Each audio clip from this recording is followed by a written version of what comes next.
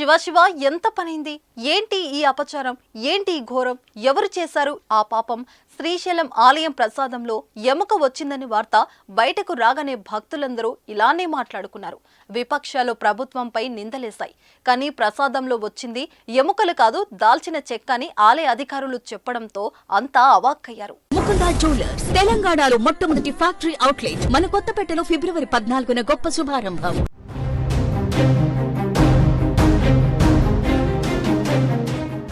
శ్రీశైలం ఆలయ ప్రసాదంలో ఎముకలు ఉన్నాయని హైదరాబాద్కు చెందిన ఓ భక్తుడు ఇటీవల తీవ్ర ఆరోపణలు చేశాడు. వాటిని సోషల్ మీడియాలో పెట్టి ఆలయ సిబ్బందిని ప్రశ్నించాడు.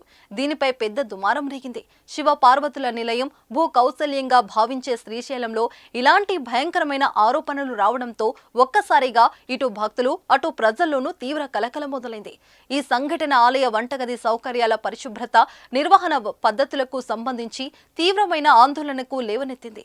దీంతో ఘటనపై శ్రీశైలం దేవస్థానం నిర్వాహకులు సత్వరమే స్పందించి విచారణకు ఆదేశించారు. అయితే పులిహోరలో వాడిన దాల్చిన చెక్కలను చూసిన భక్తుడు ఎముకలుగా భావించారని ఆలయ కమిటీ విచారణలో తేలిందని ఆలయ నిర్వాహకులు వివరణ ఇచ్చారు. శ్రీశైల క్షేత్ర ప్రతిష్టను దెబ్బతీసి భక్తుల మనోభావాలను కించపరిచేందుకే ఇలాంటి వార్తలు వస్తున్నాయని అధికారులు ఆవేదన వ్యక్తం చేశారు. ఇలాంటి ఘటనలపై భక్తులు సమన్వయంతో వ్యవహరించాలని కోరారు. ఆలయంలో తీసుకున్న పులిహోర ప్యాకెట్లో కనిపించిన గుర్తు తెలియని వస్తువులను ఎముకలుగా భావించి భక్తుడు ఫిర్యాదు చేశారన్నారు. రోజువారీ ప్రసాదాల తయారీ కూడా ప్రధాన అర్చకుల పర్యవేక్షణలోనే జరుగుతుందని ఈవో పెద్దిరాజు స్పష్టం చేశారు. పాకశాలలో తయారు చేసే రోజువారీ ప్రసాదాలు నియమ నిష్ఠలతో, శుచి శుభ్రతలతో ప్రధాన అర్చకుల పర్యవేక్షణలో జరుగుతాయని అన్నారు. అమ్మవారి ఆలయ ప్రాంగణంలో గల పాకశాలలో పులిహోర ప్రసాదంలో ఎముక వచ్చిందనేది వాస్తవం కాదన్నారు.